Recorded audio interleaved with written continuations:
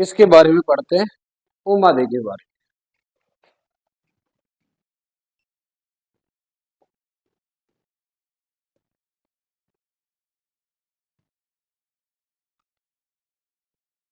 उमादे जैसलमेर का राजा था लूणकरण। उसकी एक राजकुमारी थी। इसकी शादी होती है मालदेव से, जो जोधपुर का राजा था। मालदेव से इसकी शादी होती है। अब शादी कैसे होती है, सुनो आप।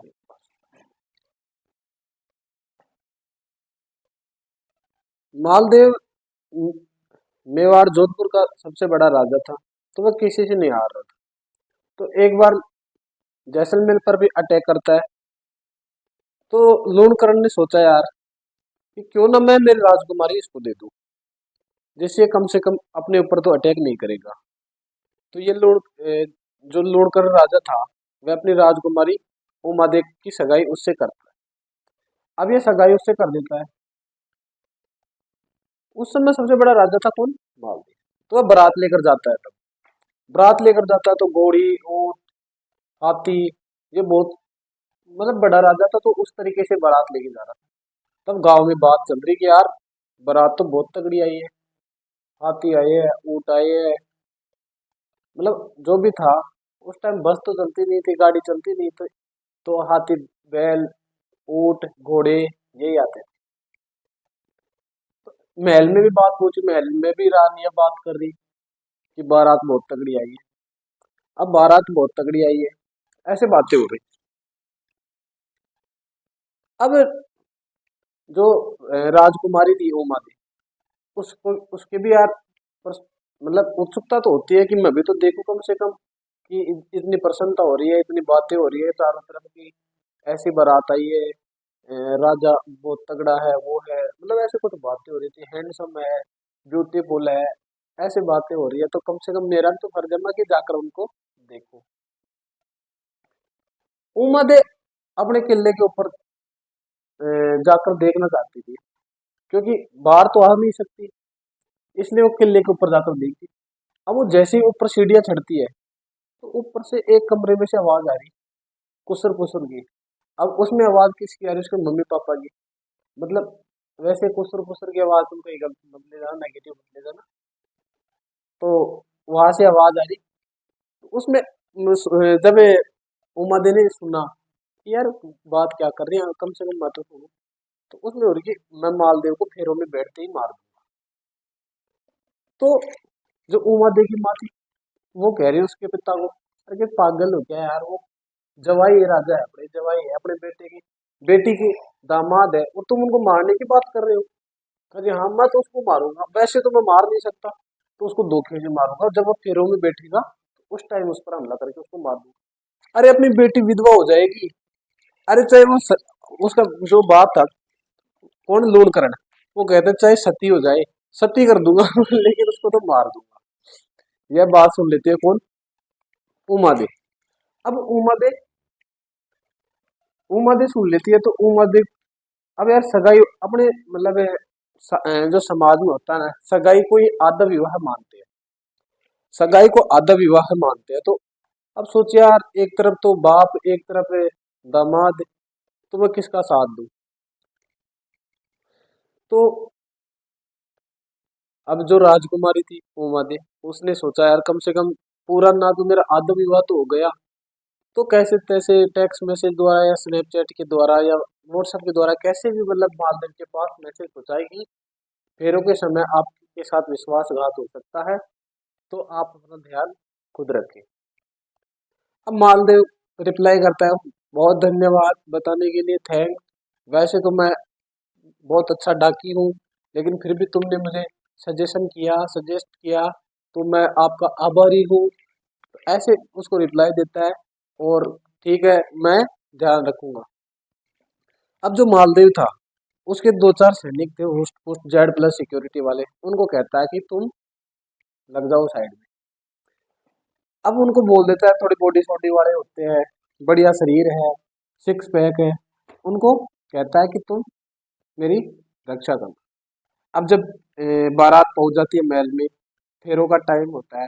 तो फेरों के टाइम में जो जेड प्लस सिक्योरिटी वाले राजा उसके जो गार्ड थे, मतलब जो सैनिक थे, उनको गेट पर खड़ा कर देता है और कह कह देता है कि अगर लूण करना आए ना अंदर, मतलब अ, किसका, राजकुमारी का बाप, तो उसको यहीं पे रोक लेना। अब लूणकरण जी जैसे ही फेरों का टाइम होता है, फेरों में बैठता है मालदेव जी, तो लूणकरण जी आते हैं। जैसे ही अंदर प्रवेश करने देता है, तो बॉडी गार्ड थे, हेलो, हाँ किधर, वेट वेट, किधर जा रहे हो? अरे भाई साहब कन्यादान करना है। अरे भाई साहब रुक जाओ, कन्यादान तो लड़की का भाई कर देगा, काका कर देगा, कोई भी कर देगा।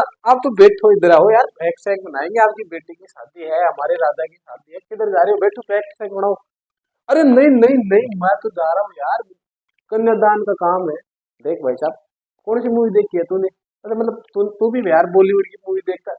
ये सिर्फ काम है मूवी, जो मूवी देखते हैं ना उन्हीं में होता है ओनली, कि बाप ही कन्यादान करे। नहीं यार, अपने गाँव में तो कोई भी कर देता है हमारे तो। अरे यार ऐसे थोड़े। अब भाई साहब उधर लूणकरण जी को तो पैक शैक में लगा दिए, उधर उनके फेरे हो जाते हैं। अब जैसे बारात वापस लौटती है, तो रानी को लेकर चला जाता है कौन, मालदेव, अपने जोधपुर रियासत में।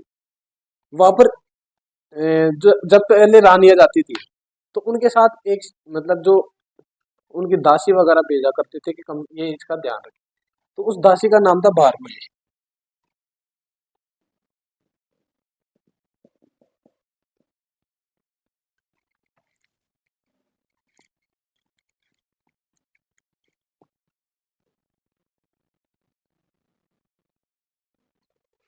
क्या नाम था? भारमली। अब भारमली को गेट के ऊपर खड़ी कर देती है, और जो उमादे थी वो तैयार हो रही थी। अब मालदेव आता है कि hello, excuse me, you are side. तो मालदेव फुल नशे में था, तो उसको उमादे देख कर कहती है कि यार, ये इतना बड़ा नशेड़ी है, ये मेरे को तो पता ही नहीं था।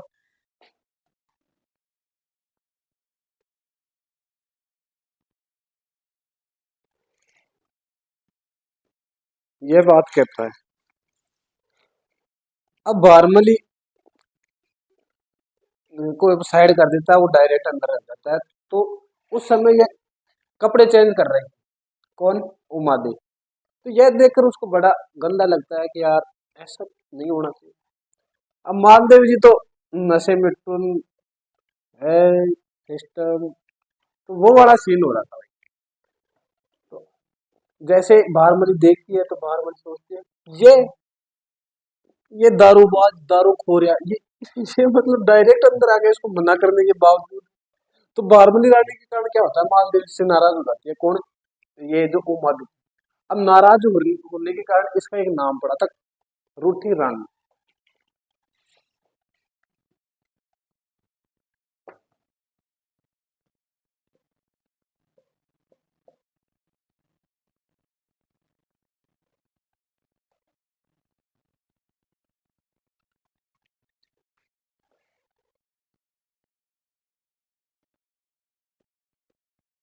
क्या नाम पड़ा?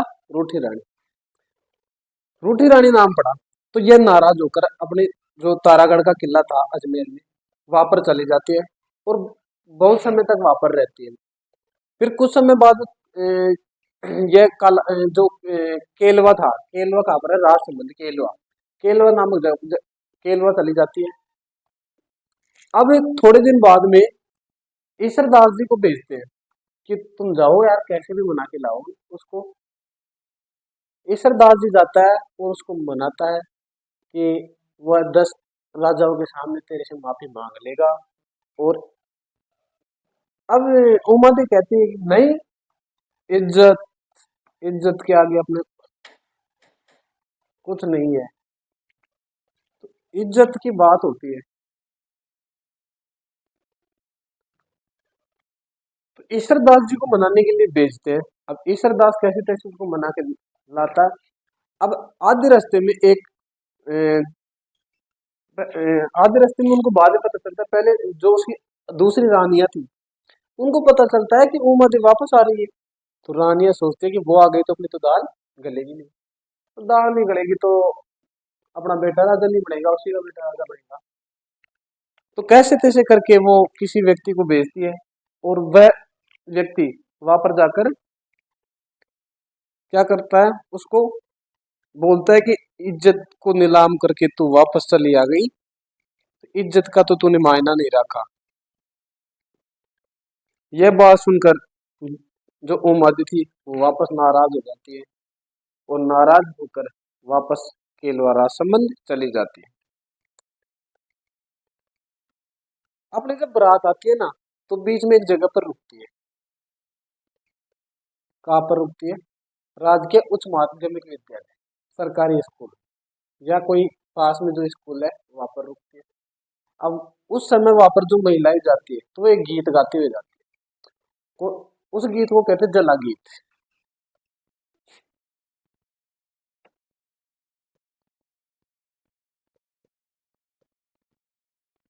तो उमादे हेडिंग डालो और उमादे में लिखो। यह जैसलमेर के यह जैसलमेर के लूणकरण की राजकुमारी थी। लूणकरण की राजकुमारी, लूणकरण की राजकुमारी थी। यह मालदेव की रानी थी। नेक्स्ट, यह मालदेव की रानी थी। नेक्स्ट, भारमली रानी के कारण यह मालदेव से नाराज होकर यह मालदेव से नाराज होकर मालदेव से नाराज होकर वापस चली जाती है। तारागढ़ किले में तारागढ़ किले में चली जाती है। इसलिए इसे रूठी रानी इसलिए इसे रूठी रानी भी कहते हैं। रूठी रानी भी कहते हैं। अब कालांतर में कालांतर में यह केलवा राजसमंद केलवा राजसमंद में एक जगह पड़ती है ये केलवा, वहां पर चली जाती है। केलवा में चली जाती है। नेक्स्ट, तो एक मालदेव एक शायरी सुनाता है कि हम रोते रहे वो रुलाते रहे, हम रोते रहे वो रुलाते रहे, और मुड़ के भी नहीं देखा हम उनको बुलाते रहे, मुड़ के भी नहीं देखा हम उनको बुलाते रहे। महादेव जी कहते हैं ये शायरी, किसको कहते हैं? उमर देखो, महिलाएं बारात का डेरा देखने जाते समय महिलाएं बारात का डेरा देखते जाते समय जला गीत गाती है। कौन सा? जला गीत। जला गीत गाती है। मालदेव ने जोधपुर का परकोटा बनवाया था। मालदेव ने जोधपुर का परकोटा बनवाया था। क्या बनवाया था? परकोटा। अब कुछ दरबारी विद्वान थे। कौन थे? दरबारी विद्वान। हेडिंग डालो, दरबारी विद्वान।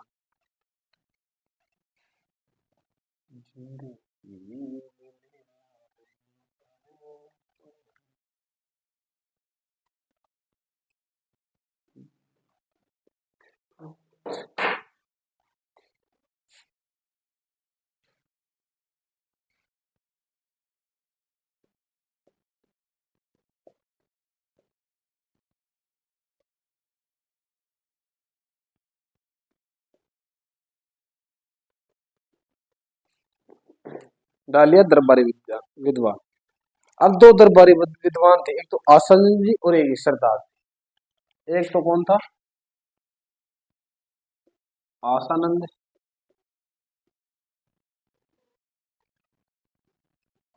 दूसरा कौन था? ईश्वरदास।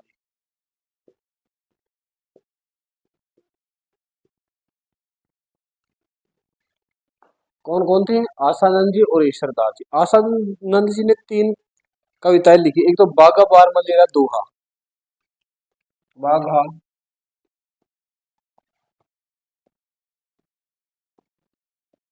भारमली रा दोहा। क्या लिखा? बागा भारमलेरा दुआ। दूसरा एक गोगाजिरी पेड़ी,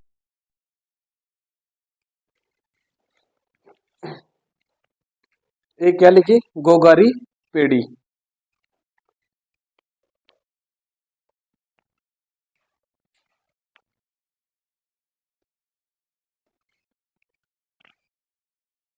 क्या लिखी? गोगाजिरी पेड़ी। तीसरी कविता लिखी थी इसने उमादेव भट्टाणीरा कवित।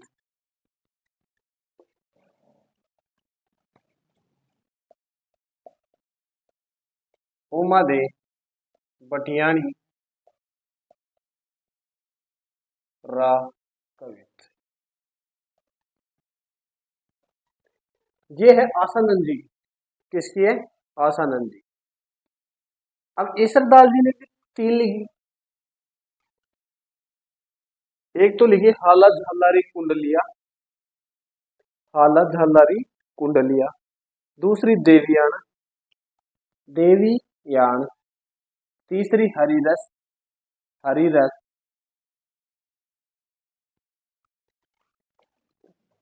ईसरदास जी को देवता भी मानते हैं। कौन मानते देवता? पश्चिमी राजस्थान वाले। ये पढ़ेंगे जब हम लोक देवता पढ़ेंगे ना, तब पढ़ेंगे। अब कुछ किताबें थी और कुछ किलों का निर्माण करवाया था इसने। इसने 4 किलो का निर्माण कराया। सोजत, पोखरण, रिया। अब तुम्हारे दिमाग में तो ये रिया क्या? रिया भी एक किला था, एक था मेड़ था। तो सोजत तो था पाली, सोजत कहाँ पर था? पाली में। और पोखरण जैसलमेर। सोजत पाली में था, पोखरण जैसलमेर में था। और रिया और मेवाड़, मेड़ता, ये दोनों कहाँ पर थे? नागौर। नागौर में थे। अब रानी जो ये समृद्ध थी, इसने एक तालाब का निर्माण भी करवाया था, या सागर का निर्माण भी करा। उसका नाम था स्वरूप सागर। क्या था? स्वरूप सागर। कौन सा सागर था? स्वरूप सागर। इसको दूसरे नाम से भी जानते हैं हम, बहु जी रो तालाब। दूसरा क्या नाम था इसका? बहुजीरो तालाब। लिख लो। रानी स्वरूप ने स्वरूप सागर का निर्माण करवाया। स्वरूप सागर का निर्माण। इसकी उपाधियां लिखो। पहली, हसमत वाला राजा। क्या था? हसमत वाला राजा। दूसरी, हिंदू बादशाह, हिंदू बादशाह।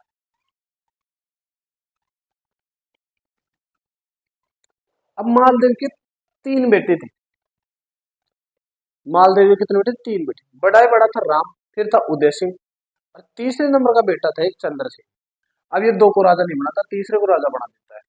इसका मतलब तीसरे वाले की रानी बहुत प्यारी, इसलिए इसने चंद्रसेन को राजा बना। लिख लो। इसने राम तथा उदय सिंह को राजा न बनाकर, मालदेव ने राम तथा उदय सिंह को राजा न बनाकर छोटे बेटे चंद्रसेन को राजा बना दिया। छोटे बेटे चंद्रसेन को राजा बना दिया।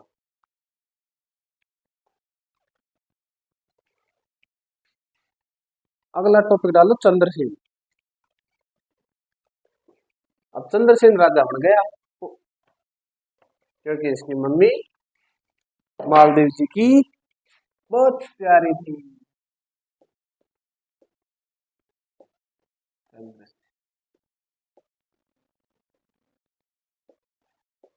डाल लो एडिक्शन। अब चंद्रसेन ने क्या किया था? राम और उदय के 2 भाई थे, तो एक नाडोल का युद्ध हुआ था। नाडोल का युद्ध तो किस किस के मध्य हुआ था? राम के और चंद्रसेन के मध्य। एक युद्ध हुआ था लोहावर का युद्ध। यह युद्ध किस किस के मध्य हुआ था? उदय और चंद्रसेन के मध्य। इन दोनों युद्धों में कौन? चंद्रसेन जीत जाता है और राम चला जाता है अकबर के पास। राम किसके पास? अकबर के पास। और हम बात करेंगे अगली क्लास में